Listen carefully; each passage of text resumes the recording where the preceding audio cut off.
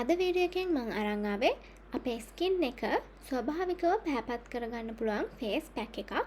ඉතින් මේකේ ඉන්ග්‍රීඩියන්ට්ස් ගොඩක් අයට ගෙදරදිම හොයාගන්නත් පුළුවන්. ඒ වගේම මේකෙන් ඉක්මනට රිසල්ට් එකක් බලා ගන්නත් පුළුවන්.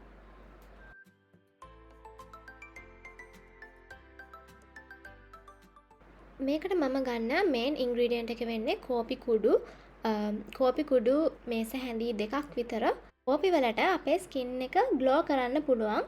ඒ වගේම අපේ ස්කින් එක ගොඩක් ස්මූත් වෙනවා. මම මේ පැක් එක ඇප්ලයි කරාට පස්සේ මට දැනෙච්ච දෙයක් තමයි මගේ ස්කින් එක ගොඩක් ස්මූත් වෙනවා. ඊළඟට මම මේ පැක් එකට දාගන්නේ කස්තුරි කහ. කස්තුරි කහ කියන්නේ අපේ ස්කින් එක පැහැපත් කරන්න පුළුවන් හොඳ ඉන්ග්‍රීඩියන්ට් එකක්. ඔයා ගාව කස්තුරි කහ නැත්නම් ගෙදර තියෙන කහ වුණත් ප්‍රශ්නයක් නැහැ. ඉස්සර ගොඩක් අය කස්තුරි කහ යූස් කරනවා යාළගේ ස්කින් එක බ්‍රයිට් කරගන්න. අනිවාර්යෙන් මේ ඉන්ග්‍රීඩියන්ට් එකෙන් ස්කින් එක පැහැපත් වෙනවා. ඊළඟ ඉන්ග්‍රීඩියන්ට් එක වෙන්නේ මී පැණි. මී පැණි දාගද්දී ඔයාලට තියෙන ස්කින් ටයිප් එක අනුව ඒ ප්‍රමාණය එකතු කරගන්න පුළුවන්. ඔයිලි ස්කින් එකක් නම් තියෙන්නේ මී පැණි පොඩ්ඩක් දාගත්තාම ඇති. ඔයාලට තියෙන්නේ වියලි සමක් නම් ඔයාලට පුළුවන් මී පැණි පොඩ්ඩක් වැඩියෙන් දාගන්න. මී පැණි වලට පුළුවන් අපේ ස්කින් එකේ මොයිස්චර් ලෙවල් එක තියාගන්න. ඊට අමතරව අපේ ස්කින් එක ග්ලෝ කරන්නත් මී පැණි වලින් උදව් කරනවා. මී පැණි වලට පස්සේ මම වතුර හරිම පොඩි ප්‍රමාණයක් දාගන්නවා පේස්ට් එක ඕන විදිහට හදාගන්න. ඉතින් ඒ පේස්ට් එකට ගොඩාක් වතුර විදිහටත් නැතුව ගොඩාක් තික් එකටත් නැතුව හරි ගානකට එන විදිහට ඒක හදාගන්න. වතුර චුට්ට ඇඩ් කරන්න. එතකොට ඔයාලගේ ඒ පැක් එක හරි ගානට හදාගන්න පුළුවන්. ඊට පස්සේ මේ ඉන්ග්‍රීඩියන්ට්ස් ටික හොඳට මික්ස් කරගන්න. මේ දේවල් වලට අමතරව ඔයාලට තියෙන්නේ ඩ්‍රයි ස්කින් එකක් නම් ඔයාලට පුළුවන් යෝගට් වගේ දෙයක් ඇඩ් කරගන්න. හැබැයි ඔයාලට තියෙන ඔයිලි ස්කින් එකක් නම් ඇක්නි ප්‍රෝන් ස්කින් එකක් නම් යෝගට් වගේ දේවල් ඇඩ් කරන්න එපා. මම දැන් ෆේස් පැක් එක ඇප්ලයි කරන්නයි හදන්නේ. ඊට කලින් මම මගේ මූණ හොඳට හොදලා පිරිසිදු කරගත්තා. ඉතින් ඔයාලට පුළුවන් මේ වගේ අතින් ඇප්ලයි කරන්න. නැත්නම් ඔයාලට බ්‍රෂ් එකකින් ඇප්ලයි කරන්න ලේසි නම් ඒත් ප්‍රශ්නයක් නැහැ. ඔයා මේ ෆේස් පැක් එක ෆස්ට් ටයිම් නම් try කරන්නේ අනිවාර්යෙන් පැච් ටෙස්ට් එකක් කරලා බලන්න මේ ඉන්ග්‍රීඩියන්ට්ස් වලට ඔයාට ඇලර්ජිස් මොන හරි තියනවද කියලා. ඊට පස්සේ ඔයාලට පුළුවන් මේ විදිහට මූණේ ඇප්ලයි කරගන්න. ඔයාගේ ලිප්ස් ඩාර්ක් වෙලා නම් තියෙන්නේ ඔයාට මේ පැක් එක ලිප්ස් වලටත් ඇප්ලයි කරගන්න පුළුවන්.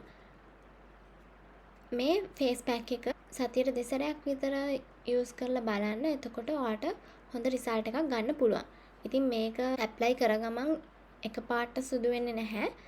අනිත් එක තමයි මේකෙන් සුදු වෙනවට වඩා වෙන්නේ අපේ ස්කින් කලර් එක ලස්සන ග්ලෝ එකක් එනවා. ඒ වගේම පැහැපත් වෙනවා. ඒ කියන්නේ ලස්සන රත්තරන් පාටක් වගේ තමයි මේ ෆේස් පැක් එකෙන් දෙන්නේ.